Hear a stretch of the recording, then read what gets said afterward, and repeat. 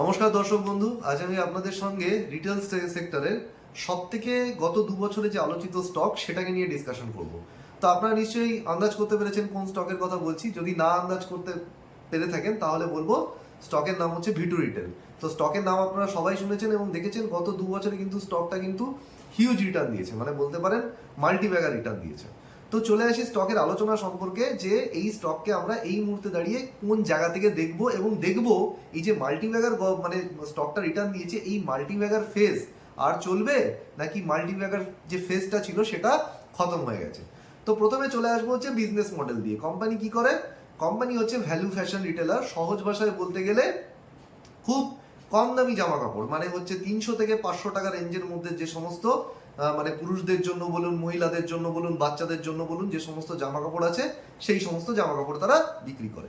এবার এর সঙ্গে সঙ্গে দেখবেন জামা কাপড় ছাড়াও যদি কখনো ভিটু রিটেলের আপনি শোরুমে যান তাহলে দেখতে পাবেন কিন্তু তারা আরও বেশ কিছু জিনিস, যেমন ধরুন এই যে আমরা যে সমস্ত পার্সোনাল কেয়ার প্রোডাক্ট ব্যবহার করি, ধরুন এই যে ডিশ ওয়াশার থেকে শুরু করে বা ধরুন বাথরুম যে ক্লিনার আছে সেগুলো থেকে শুরু করে এই সমস্ত জিনিস, প্লাস হচ্ছে দেখবেন মহিলাদের পার্স বিক্রি হয় সেখানে, ছেলেদের ওয়ালেট বিক্রি হয় টাকা পয়সা রাখার, প্লাস দেখবেন ডিওড্রেন্ট থেকে শুরু করে সানগ্লাস সমস্ত কিছুই কিন্তু এগুলো বিক্রি হয়। তো এই সেগমেন্টটার নাম হচ্ছে লাইফস্টাইল সেগমেন্ট। এবার যদি আমরা রেভিনিউ মিক্স দেখি, কোম্পানির 41% ব্যবসা আসে হচ্ছে আপনার পুরুষদের জামা কাপড় বেচে, 24% ব্যবসা আসে হচ্ছে মহিলাদের জামা কাপড় বেচে, 21% ব্যবসা আসে হচ্ছে আপনার বাচ্চাদের জামা কাপড় বেচে, আর বাকি 7% আসে হচ্ছে আপনার এই সমস্ত যেগুলো বললাম অন্যান্য যে সমস্ত জিনিস সেগুলো বেচে। এবার কথা হচ্ছে কোম্পানির পারফরমেন্স, মানে সেটাকে নিয়ে আমরা ডাইরেক্ট আলোচনা করব। তো কোম্পানির পারফরমেন্স যদি এই মুহূর্তে আমরা দেখি, তার রেভিনিউ গ্রোথ কত এসছে? রেভিনিউ গ্রোথ এসছে গত বছরের মার্চ কোয়ার্টার থেকে এই বছরের মার্চ কোয়ার্টারে 60%। তো রেভিনিউ গ্রোথ দেখে তো আপনি বলবেন ভীষণ ভালো রেভিনিউ গ্রোথ এসছে, অবভিয়াসলি। এবার যদি আপনি দেখেন ফুল ইয়ারে, মানে 25 সালের রেসপেক্টে 26 সালে, তাহলে দেখবেন ফুল ইয়ারে রেভিনিউ গ্রোথ এসছে 63%। তো রেভিনিউ গ্রোথ দেখে অ্যানালিসিস করলে আপনার ভীষণ ভালো লাগবে। তো আমাদের মধ্যে যারা আমরা ইনভেস্টর আছি, আমাদের মধ্যে একটা বিশাল বড় প্রবণতা আছে, আমরা কোনো কিছু ডিপলি খতিয়ে দেখি না। আমরা কি করি, স্ক্রিনারে যাই, স্ক্রিনারে গিয়ে হচ্ছে হেডলাইন নাম্বার দেখি এবং হেডলাইন নাম্বারের ভিত্তিতে ডিসিশন নিয়ে নিই স্টক ভালো কি মন্দ। কি দেখবো? হ্যাঁ, রেভিনিউ গ্রোথ এসছে মানে খুব ভালো হয়েছে। আচ্ছা, মার্জিন বেড়ে গেছে? হ্যাঁ, মার্জিন বেড়ে গেছে, খুব ভালো হয়েছে। তারপরে দেখবো যে প্রফিট বেড়ে গেছে মানে ভালো হয়েছে। কিন্তু এইভাবে কিন্তু কোনো অ্যানালিসিস হয় না। আপনাকে দেখতে হবে যে গ্রোথ এসেছে, সেই গ্রোথের পেছনের বিষয়গুলোকে আপনাকে বুঝতে হবে। তো আমরা যদি এর গ্রোথের বিষয়গুলো দেখি, যে 63% তাদের যে মানে 60% যে তাদের ওয়াই যে গ্রোথ এসছে ইয়ার ওভার ইয়ার, তাহলে এই 60% গ্রোথটা কোথা থেকে এলো? তো আমরা প্রথমেই বলেছি এটা একটা ভ্যালু ফ্যাশন রিটেলার, মানে এরা খুব কম দামি জিনিসপত্র, মানে খুব কম দামি জামা কাপড় বেচে। তো কম দামি জামা কাপড় যেহেতু বেচে, তো সুতরাং এখানে মানে জামা কাপড়ের দাম বাড়িয়ে কিন্তু খুব বেশি এখানে রেভিনিউ কিন্তু আসে না। তো এখানে বেসিক্যালি যে রেভিনিউটা আসে সেটা হচ্ছে আপনি কত বেশি জামা কাপড় বেচতে পারলেন তার উপর ভিত্তি করে রেভিনিউ আসে। মানে এই কোম্পানিগুলো চেষ্টা করে হিউজ ভলিউমে কিন্তু জিনিস বা তাদের প্রোডাক্ট সেল করার, মানে যত বেশি তারা জামা কাপড় বা প্রোডাক্ট সেল করতে পারবে তত তাদের বেশি রেভিনিউ আসবে। তো আলটিমেটলি এখানে কিন্তু ভলিউম গ্রোথটা হচ্ছে আমাদেরকে মেন ট্র্যাক করতে হবে। তো এই কোম্পানি যদি আপনি দেখেন ভলিউম গ্রোথ, তাহলে 53% ভলিউম গ্রোথ এসছে, মানে 60%-এর মধ্যে 53% হচ্ছে ভলিউম গ্রোথ। তাহলে বাকিটা কোথা থেকে এসছে? হ্যাঁ, বাকিটা এসছে ভ্যালু গ্রোথ থেকে। ভ্যালু গ্রোথ মানে হচ্ছে তাদের যে সমস্ত মানে মানে কি হয় বেসিক্যালি র ম্যাটেরিয়ালের যে সমস্ত দাম, তো জামা কাপড় তৈরি করতে গেলে তো বেসিক্যালি তো র ম্যাটেরিয়াল লাগে। তো র ম্যাটেরিয়ালের দাম ধরুন বাজারে সুতোর দাম বেড়ে গেল, কটনের দাম বেড়ে গেল, তো জেনারেলি তারা কিন্তু সেই 3-4%, 5% প্রোডাক্টের দাম বাড়িয়ে দেয়। তো সেখান থেকে এসছে তাদের ভ্যালু গ্রোথ। প্লাস অ্যাভারেজ বিল ভ্যালুও বেড়েছে। অ্যাভারেজ বিল ভ্যালু মানে কিছুই না, ধরুন আপনি আগে গিয়ে 500 টাকার জিনিসপত্র কিনতেন, এখন গিয়ে 1000 টাকার জিনিসপত্র কিনছেন। তো বেসিক্যালি মানুষ যেহেতু বেশি পরিমাণে শপিং করছে, তো সেখান থেকে ভ্যালু গ্রোথ এসেছে। বাট আমাদের এখানে মেন কনসার্ন হচ্ছে ভলিউম গ্রোথ নিয়ে, এবং এটা নিয়ে কিন্তু আমরা আলোচনা করবো। এবার যদি আমরা ভলিউম গ্রোথ দেখি, ভলিউম গ্রোথ কোথা থেকে এসছে? তাদের যে সমস্ত পুরনো স্টোর রয়েছে, ম্যাচিওর স্টোর, সেখান থেকেও এসছে। প্লাস নতুন যে সমস্ত তারা স্টোর কিন্তু গত 1 বছরের মধ্যে খুলেছে, সেখান থেকে এসছে। এবার যদি আমরা দেখি যে ম্যাচিওর স্টোর যেগুলোকে আমরা বলছি, মানে দেখবেন রিটেলের যে কোনো কল যদি আপনি অ্যাটেন্ড করেন, দেখবেন ম্যানেজমেন্ট একটা টার্ম খুব ইউজ করে, সেটা হচ্ছে সেম স্টোর সেলস গ্রোথ। তো এই সেম স্টোর সেলস গ্রোথ কত হচ্ছে? এটা হচ্ছে এই কোম্পানির ক্ষেত্রে 7%। এবার এই 7%টাকে আমি কিভাবে দেখবো? গত বছরের রেসপেক্টে দেখবো। গত বছরের সেম স্টোর সেলস গ্রোথ ছিল হচ্ছে আপনার 24%। তাহলে এই যে সেম স্টোর সেলস গ্রোথ, এটা হিউজ পড়ে গেল। তো এটাকে আমি কিভাবে দেখবো এটা ভালো না খারাপ? এটা হচ্ছে কিন্তু কোম্পানির জন্য অতটা ভালো ব্যাপার নয়। এই সেম স্টোর সেলস গ্রোথ কিন্তু 24 থেকে এসে 7%-এ পড়ে মানে চলে এসছে। তাহলে কথা হচ্ছে 24-এর থেকে যদি 7% যদি এসে মানে থাকে সেম স্টোর সেলস গ্রোথ, তাহলে এখানে একটা জিনিস পুরো ক্লিয়ার হয়ে যায় যে যা এদের রেভিনিউ গ্রোথ এসছে, ভলিউম গ্রোথ এসছে, সেটা হচ্ছে আপনার নতুন স্টোর থেকে, মানে নতুন যে 1 বছরের স্টোর অ্যাড করেছে সেখান থেকে। তো গত বছরে তাদের 189টা স্টোর ছিল, এই বছরে মোটামুটি ধরুন আরো 136টা স্টোর অ্যাড করেছে, তাহলে এই মুহূর্তে তাদের 325টা স্টোর হয়েছে। এই এতগুলো যে স্টোর নতুন অ্যাড করেছে, এইখান থেকেই কিন্তু তাদের পুরো রেভিনিউ গ্রোথ এসছে। এবার যদি আপনি কোম্পানির ম্যানেজমেন্টের যদি গাইডেন্স দেখেন, ম্যানেজমেন্ট কিন্তু পরের বছরের জন্য গাইডেন্সটা যদি মানে খুব ভালো করে আপনাকে এখানে লক্ষ্য করতে হবে। এই যে স্টোর অ্যাডিশনের যে গাইডেন্স তারা দিয়েছে না, স্টোর অ্যাডিশন তারা কি বলছে, প্রথমে বলেছিল পরের বছর তারা 150টা স্টোর খুলবে, এখন তারা কি বলছে, এখন তারা বলছে কিন্তু আমি পরের বছর 170 থেকে 200টা স্টোর খুলবো। তাহলে আপনি যদি 325-এর সাথে 170 বা 200 যদি অ্যাড করেন, তাহলে মোটামুটি 495 থেকে 525টা স্টোর তাদের পরের বছর হয়ে যাবে। যদি আপনি স্টোর এডিশন, এই যে গ্রোথ রেটটাকে যদি আপনি ক্যালকুলেশন করেন, মানে স্টোর এডিশনের রেটটাকে যদি আপনি ক্যালকুলেশন করেন, তাহলে কত পার্সেন্ট হচ্ছে, 50 থেকে 60%, মানে 50 থেকে 60% তাদের স্টোরের সংখ্যা বাড়বে, মানে স্টোরের গ্রোথ আসবে। এবার তাদের ম্যানেজমেন্ট মজার ব্যাপার হচ্ছে রেভিনিউ গ্রোথের গাইডেন্সও দিয়েছে কিন্তু 50%, মানে এখান থেকে পুরো ব্যাপারটা ক্লিয়ার হয়ে যাচ্ছে যে আগামী দিনে তাদের যে গ্রোথ আসবে সেটা কিন্তু যত বেশি তারা স্টোর এডিশন করবে, সেই স্টোর এডিশন থেকে কিন্তু তাদের গ্রোথ আসবে। তার মানে এখান থেকে আমরা ক্লিয়ার বুঝতে পারছি এই যে সেম স্টোর সেলস গ্রোথ না, পুরোনো যে স্টোরের সেলস গ্রোথ সেটা কিন্তু তাদের কোম্পানির ক্ষেত্রে পড়ে যাবে। যদিও ম্যানেজমেন্টের এখানে গাইডেন্স ছিল 8 থেকে 10%, ফুল ইয়ারে যদি আপনি দেখেন 8.6% তাদের sales same store sales growth এসছে, গাইডেন্সের মধ্যেই আছে। কিন্তু সমস্যাটা যেটা হচ্ছে লাস্ট কয়েকটা কোয়ার্টার ধরে আমি দেখে যাচ্ছি, মানে ক্রমাগতভাবে কিন্তু এটা পড়তে আছে। এবং এখন কিন্তু যে গাইডেন্স দিয়েছিল 8 থেকে 10%, তার থেকে নিচে নেমে গিয়ে 7%-এ চলে এসছে। তো এটা হচ্ছে এখানে আমার জন্য মানে একটা দেখার বিষয়। এবং কেন দেখার বিষয়, কারণ এটা আপনাকে একটা জিনিস বুঝতে হবে, সেম স্টোর সেলস গ্রোথ কেন ইম্পর্টেন্ট।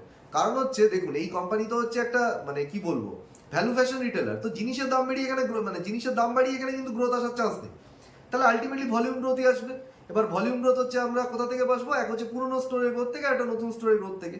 এবার পুরোনো স্টোরের থেকে কিন্তু যে ম্যানেজমেন্ট গাইডেন্স দিচ্ছে সেটা কিন্তু অবভিয়াসলি কোম্পানিকে তার আশেপাশে করতে হবে, 8-10% আনতে হবে। তার কারণটা হচ্ছে গত বছরে যেটা 24% ছিল, অবভিয়াসলি সেটা মেনটেন করা সম্ভব না। কারণ একটা জিনিস আপনি খুব প্র্যাকটিক্যালি ভাবুন, আজকে ধরুন একটা পুরোনো যে স্টোর রয়েছে সেখানে যদি আপনাকে সেলস বাড়াতে হয়, তাহলে পুরোনো স্টোরে আপনাকে মানে একদম গাদিয়ে গাদিয়ে মাল রাখতে হবে, সেটা তো সম্ভব নয়, আপনি তো গাদিয়ে গাদিয়ে মাল রাখতে পারবেন না। অথবা আপনাকে স্টোরের মানে কি বলে পুরো মলকে ভেঙে আপনাকে আবার নতুন করে স্টোরের জায়গা বাড়িয়ে আপনাকে করতে হবে, আপনার সেখানে হয়তো অতটা স্পেস নাও থাকতে পারে। তা আলটিমেটলি আপনি একটা লেভেল পর্যন্তই কিন্তু সেলস গ্রোথ কিন্তু বাড়াতে পারবেন। তো আলটিমেটলি সেটা 8 থেকে 10% যেটা বলেছে ঠিক আছে, কিন্তু এটা যদি আরো দিনের পর দিন কমতে থাকে, এখনো পর্যন্ত কিন্তু কোনো চিন্তার কারণ নেই, কিন্তু এখানে যদি আরো কমতে থাকে তাহলে কিন্তু সেটা একটা চিন্তার কারণ কিন্তু হয়ে যাবে। কারণ হচ্ছে তাহলে যেটা হবে, পুরোটাই তার গ্রোথ কিন্তু নির্ভরশীল হয়ে যাবে কিন্তু নতুন স্টোরের গ্রোথের উপর। এবার এই যে নতুন স্টোর গ্রোথ, আপনি কত নতুন স্টোরে গ্রোথ করবেন, মানে ভারতবর্ষের সমস্ত জায়গায় যদি স্টোর খুলে ফেলেন, একটা সময় আসবে স্টোর খোলার মতো আর কোনো জায়গা থাকবে না, মানে এই অ্যাগ্রেসিভ স্টোরের মানে এক্সপানশনের চক্করে কিন্তু ফেসে যাবে। এবং বহু কোম্পানি গেছে, যদি আপনি এই কোম্পানির অতীত দেখেন, আজ থেকে 2011 সালের অতীত যদি দেখেন, তাহলে এই কোম্পানিও কিন্তু ফেসে গেছিল এই অ্যাগ্রেসিভ স্টোর এক্সপানশনের চক্করে, কিন্তু পরবর্তীকালে তারা পুরো দেউলিয়া হয়ে যায়। পরে অবশ্য ম্যানেজমেন্ট সেই বিজনেসটাকে আবার নতুন করে রিস্ট্রাকচার করে কিন্তু আজকে তারা এই জায়গায় দাঁড় করিয়েছে। কিন্তু এখানে কিন্তু এই কোম্পানির ক্ষেত্রে কিন্তু এটা হচ্ছে সব থেকে বড় কিন্তু রিস্ক। দ্বিতীয় যে ব্যাপারটা এখানে আরেকটা জিনিস বুঝতে হবে, সেটা হচ্ছে এই যে সেলস পার স্কোয়ার ফিট, মানে প্রতি স্কোয়ার ফিটে কতটা রিটেলে সেল হচ্ছে, মানে একটা স্কোয়ার ফিট এরিয়ার মধ্যে একটা কোম্পানি কত সেলস করছে, এটা কিন্তু রিটেলের ক্ষেত্রে যে কোনো রিটেল কোম্পানি অ্যানালিসিসের ক্ষেত্রে একটা গুরুত্বপূর্ণ ম্যাট্রিক। তো যদি আপনি দেখেন গত বছরে ছিল 894 টাকা পার স্কোয়ার ফিট মানে সেলস, সেটা কমে হয়ে গেছে হচ্ছে এই কোয়ার্টারে 794, মানে 11% কিন্তু পড়ে গেছে, মানে পার স্কোয়ার ফিট সেল 11% পড়েছে। ফুল ইয়ারে যদি আপনি দেখেন 925 টাকা হচ্ছে এই মুহূর্তে সেলস পার স্কোয়ার ফিট, এটা কিন্তু 10% পড়ে গেছে। এবার এখানেই হচ্ছে কনসার্ন, কোম্পানির ম্যানেজমেন্ট গাইডেন্স দিয়েছিল কিন্তু হাজার টাকা হবে হচ্ছে আপনার সেলস পার স্কোয়ার ফিট, কিন্তু কোম্পানি ম্যানেজমেন্ট করেছে কত, 925, অর্থাৎ তারা কিন্তু তাদের গাইডেন্স লেভেলকে মানে মিট করতে পারেনি। প্লাস আপনি যদি দেখেন এই সেলস পার স্কোয়ার ফিটও কিন্তু লাস্ট 2-3টে কোয়ার্টার থেকে কিন্তু তাদের পড়তে শুরু করেছে। তো এটা হচ্ছে আমাদের কনসার্নের বিষয়, এই যে সেলস পার স্কোয়ার ফিটটা পড়ে যাওয়া। সুতরাং বুঝতে পারলেন কেন শুধু হেডলাইন নাম্বার দেখে হয় না, আপনাকে কিন্তু অনেক কিছু এখানে অ্যানালিসিস করতে হয়। এবার যদি আপনি এই সেলস পার স্কোয়ার ফিটের সঙ্গে আপনাকে আরেকটা জিনিস আপনাকে মাথায় রাখতে হবে, হ্যাঁ আপনি বলতে পারেন যে অন্যান্য যে সমস্ত এর প্রতিদ্বন্দ্বী কোম্পানি আছে, ভিমার্ট বলুন, তারপরে হচ্ছে আপনার আরেকটা কোম্পানির নাম হচ্ছে বাজার স্টাইল বলুন, এদের যদি আপনি দেখেন সেম স্টোর সেলস গ্রোথ এর থেকে কম, মানছি আমি, এখনো পর্যন্ত company same store sales growth তাদের কম্পিটিটরদের থেকে বেশি, কিন্তু বেশি বলেই তো আপনি কোম্পানিকে এতটা ভ্যালুয়েশন দিয়েছি বলেই তো সে মাল্টিব্যাগার হয়েছে। আজকে যদি কমে যায়, সেই মোমেন্টাম ধরে রাখতে না পারে, সব থেকে বড় সমস্যা। এবং কোম্পানি ম্যানেজমেন্ট কিন্তু এখানে একটা গাইডেন্স বরাবর শেয়ার করে যে তাদের ম্যাচিওর যে স্টোর, সেই ম্যাচিওর স্টোরের মানে যতটা হচ্ছে আপনার মানে সেলস পার স্কোয়ার ফিট হবে, তার 70% হবে হচ্ছে নতুন স্টোরে সেলস পার স্কোয়ার ফিট। মানে খুব সহজ ভাষায় বললে, ম্যাচিওর স্টোরে যদি পার স্কোয়ার ফিটে 1000 টাকা সেলস হয়, তাহলে অবভিয়াসলি তার নতুন যে সমস্ত স্টোর খুলছে সেখানে 700 টাকা পার স্কোয়ার ফিট কিন্তু আপনার সেলস হতে হবে। যদি না হয় তাহলে কিন্তু কোম্পানির নতুন স্টোর খুলে কিন্তু কোনো লাভ হবে না। এবার এখন যদি আপনি দেখেন কোম্পানির মোটামুটি এই 700 750 মানে যেটা মোটামুটি থাকার কথা সেটাই কিন্তু রয়েছে, মানে কোনো প্রবলেম কিন্তু নেই। 700 750টা 700 থেকে 750 টাকা কিন্তু হচ্ছে তার সেলস পার স্কোয়ার ফিট। এবং একটা স্টোর কিন্তু ব্রেক ইভেন, একটা নতুন স্টোর মোটামুটি ব্রেক ইভেন হতে মিনিমাম 500 টাকা সেলস পার স্কোয়ার ফিট হতে হয়, কোম্পানির কিন্তু তার থেকে বেশি আছে, প্রবলেম নেই। কিন্তু প্রবলেম এখানে যেটা হচ্ছে যে আলটিমেটলি ধরুন এটা যদি 70%-এর নিচে নেমে যায়, মানে এই থ্রুপুট রেশিও যেটা, সেটা যদি 70%-এর নিচে নেমে যায়, তাহলে কিন্তু কোম্পানি ম্যানেজমেন্ট বলছে যে তারা নতুন স্টোরগুলো বন্ধ করে দেবে। কারণ সেক্ষেত্রে নতুন স্টোর খুলে লাভ নেই। কারণ স্টোর কেন আপনি শুধু শুধু বেকার খুলতে যাবেন যদি কিনা সেই স্টোরে আপনার মাল বিক্রি না হয়, সেখান থেকে আপনার গ্রোথ না আসে? তো ম্যানেজমেন্ট কিন্তু গ্রোথটা কিন্তু এখানে কমিয়ে দেবে। তো আলটিমেটলি আপনি একটা জিনিস বলুন, এই প্রথম পয়েন্টে আবার ফিরে আসি, রিস্কটা তাহলে কোথায়? শুধুমাত্র এই নতুন স্টোরের উপর ভিত্তি করে, নতুন স্টোরের গ্রোথের উপর ভিত্তি করে কিন্তু কোম্পানি কিন্তু দিনের পর দিন এগোতে পারবে না। কত নতুন স্টোর খুলবে? এবার সেখানে যদি মানে আপনি দেখতে পাচ্ছেন যদি সেলস পার স্কোয়ার ফিট যদি মোটামুটি 700 নিচে চলে আসে, তাহলে নতুন স্টোর খুলেও কিন্তু কোম্পানি কোনো লাভ হবে না। তো এইখানে হচ্ছে এইগুলো হচ্ছে সব থেকে বড় রিস্ক। দ্বিতীয় যেটা আছে মানে ডিসকাশন করব, কোম্পানির যদি আমরা মার্জিন দেখি, মার্জিন কিন্তু কোম্পানি গত এক বছরে মার্জিন কিন্তু তার বেড়েছে। গ্রস মার্জিন যদি আপনি দেখেন 27.6% থেকে হয়ে গেছে 30%। তো গ্রস মার্জিন কোম্পানির বেড়ে গেছে। তো এই যে গ্রস মার্জিন যে কোম্পানির বাড়লো, এর পেছনেও কিন্তু বেশ কিছু। ইবিডা মার্জিন যদি দেখেন, ইবিডা মার্জিনও কিন্তু কোম্পানির 11.6% থেকে বেড়ে 13.7% হয়েছে। প্লাস ফুল ইয়ারে যদি ইবিডা মার্জিন দেখেন 15%। তো এখানে মার্জিন বেড়েছে, মার্জিন বাড়া নিয়ে কিন্তু কোনো সমস্যা নেই। এই গ্রস মার্জিন বেড়ে যাওয়ারও কিন্তু বেশ কিছু কারণ রয়েছে। একটা কারণ হচ্ছে এর আগে তারা কিন্তু মানে এখন কিন্তু কোম্পানি সম্পূর্ণভাবে তারা মানে এই যে প্রোডাক্টগুলো মানে তারা যে সমস্ত পোশাক বিক্রি করে, সেই পোশাক তারা কিন্তু সম্পূর্ণভাবে আউটসোর্স করে, মানে নিজে কিছু বানায় না। কোম্পানির বিভিন্ন ভেন্ডার আছে, তাদের থেকে কোম্পানি মাল নেয় এবং সেই মানে কোম্পানি তাদের থেকে সমস্ত মানে কি বলে পোশাক নেয় এবং পোশাক লাগিয়ে কিংবা সেই সমস্ত পোশাক কিন্তু বিক্রি করে। এবার ব্যাপারটা হচ্ছে কোম্পানির কিন্তু একটা সময় কিন্তু নিজস্ব কিছু মানে নিজের ব্র্যান্ডেড প্রোডাক্ট ছিল, যেগুলোকে বলা হচ্ছে প্রাইভেট লেভেল। তো সেই সমস্ত যে সমস্ত প্রাইভেট লেভেলের মানে নিজেদের যে প্রাইভেট লেভেল প্রোডাক্ট ছিল, সেগুলো কোম্পানি কিন্তু উঠিয়ে দিয়েছে। উঠিয়ে দেওয়ার একটা কারণ হচ্ছে যে একটা প্রাইভেট লেভেল নিজের যে পুরো প্রোডাকশন করতে কিন্তু অনেক বেশি খরচ হয়। এবার অনেক বেশি যদি খরচ হয়, তার জন্য কি হবে, খরচ যদি আপনার বেশি হয় তাহলে আপনাকে প্রোডাক্টও বেশি দামে বেচতে হবে। কিন্তু প্রোডাক্টই যদি বেশি দামে বেচতে হয়, তাহলে ভ্যালু ফ্যাশন, এই যে কম দামে যে অ্যাফোর্ডেবল জিনিস বেচবে, তার তো কোনো দামই থাকে না, কথার দাম থাকলো না। তাহলে আলটিমেটলি কি, কোম্পানি ওই সেগমেন্টই বন্ধ করে দিয়েছে। ফলে কি হচ্ছে, মার্জিনটাকে সে প্রোটেক্ট করতে পারছে। তো বেসিক্যালি সে কি করে, এখন আর প্রাইভেট লেভেল সে সেল করে না, সম্পূর্ণভাবে যে ওই তাদের যে সমস্ত ভেন্ডার রয়েছে মানে তাদের সাপ্লায়ারের থেকে তারা মাল নেয় এবং সেটাতেই কিন্তু তাদের খরচা কম পড়ে। তো এটা তো একটা ইনিশিয়েটিভ নিয়েছে, কিন্তু এটা মেজর মানে এই ইনিশিয়েটিভের কারণে কিন্তু নয়। গ্রস মার্জিন যদি আপনি দেখেন, গ্রস মার্জিন বাড়ার কারণ কিন্তু এখানে অন্য। গ্রস মার্জিন মানে যেটা এখানে বেড়ে গেছে তার কারণটা যদি হচ্ছে, গত বছর 400 কোটি টাকার একটা ফান্ড রেজ করেছিল কোম্পানি, কোয়ালিফাইড মানে যেটা ইনস্টিটিউশনাল প্লেসমেন্ট আমরা বলি, সেটা থেকে ফান্ড রেজ করেছিল। এর মধ্যে 300 কোটি টাকা তারা কি করেছে, তাদের যারা সমস্ত এই যে সাপ্লায়ার আছে বা ভেন্ডার আছে তাদেরকে অ্যাডভান্স পেমেন্ট করে দিয়েছে। মানে ধরুন আগে ধরুন তারা মানে মোটামুটি ধরুন একটা উদাহরণ দিয়ে বলি, 30 দিনে তার সাপ্লায়ারকে পেমেন্ট করতো, এখন ধরুন 10 দিনে করে দিয়েছে। এতে বেনিফিট কি হয়েছে, সাপ্লায়ারকে যেহেতু তারা মানে অনেক কম দিনের মধ্যে টাকা শোধ করে দিয়েছে, আবার কিছু কিছু ক্ষেত্রে অ্যাডভান্স পেমেন্ট করে দিয়েছে, আলটিমেটলি কি হয়েছে, সাপ্লায়ারও তাদের অনেক ডিসকাউন্টে মাল বেচেছে। মানে প্রায় 1.5% কিন্তু তারা ডিসকাউন্ট পেয়েছে, এটাকে বলছে তারা বিল ডিসকাউন্টিং। এই যে 1.5% বিল ডিসকাউন্টিং হয়েছে না, এর জন্য কিন্তু কোম্পানির কিন্তু মার্জিন বেড়ে গেছে।